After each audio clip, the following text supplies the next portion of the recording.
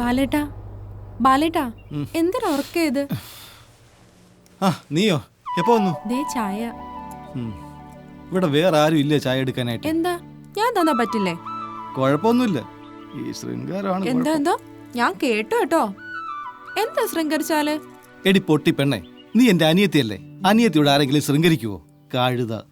എടി നീ എന്റെ വിരലെ തൂങ്ങി നടന്നോളല്ലേ? അത് പണ്ട്.